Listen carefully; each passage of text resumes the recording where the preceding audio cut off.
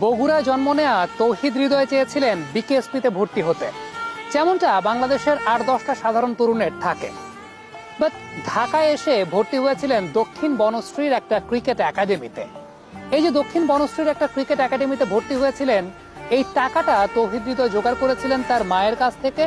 তার মা তার বাবাকে না জানিয়ে জমি বন্ধক রেখে এই টাকাটা তৌহিদ হৃদয়ের হাতে তুলে দিয়েছিল। আনফরচুনেটলি সেখানে তৌহিদ হৃদয়কে প্রতারণার শিকার হতে হয়েছিল। অর্থাৎ সেই জায়গায় ভুয়া ক্রিকেট একাডেমিতে তৌহিদ হৃদয় ভর্তি হয়েছিলেন।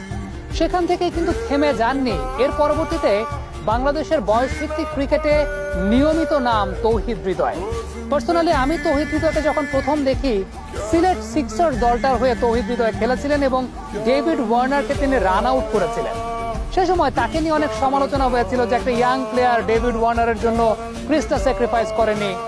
ঘরোয়া ক্রিকেট তিনি খেলছিলেন। এইচ লেভেলের ক্রিকেটে, বিশেষ করে আন্ডার-19 ওয়ার্ল্ড কাপের সময় তৌহিদ হৃদয় বাংলাদেশের ক্রিকেটের একটা অন্যতম বড় ভরসার জায়গা ছিলেন সেই পার্টিকুলার দলটা। কিন্তু এরপরও টপ লেভেলের ক্রিকেটে খুব বেশি আলো তিনি ছড়াতে পারেননি।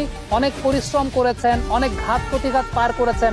মানসিকভাবে যে শক্ত ছিলেন তার সবচাইতে বড় পরিচায়ক এই জায়গাটা। নয়তোবা ওই যে জমি বন্ধক রেখে মায়ের কাছ থেকে নেওয়া অর্থের বিনিময়ে ভুয়া ক্রিকেট একাডেমিতে ভর্তি হয়ে প্রতারণার শিকার হওয়া তৌহিদ হৃদয় আজকে বিপিএল এর মঞ্চ কাঁপিয়ে বেড়াচ্ছেন। অবশ্যই বাংলাদেশের আর 10টা সাধারণ ছেলের জন্য এটা অনেক বড় শিক্ষার জায়গা। আর 10টা ক্রিকেটারের জন্য যারা অনেকাংশে ফ্রাস্ট্রেশনে ভোগেন।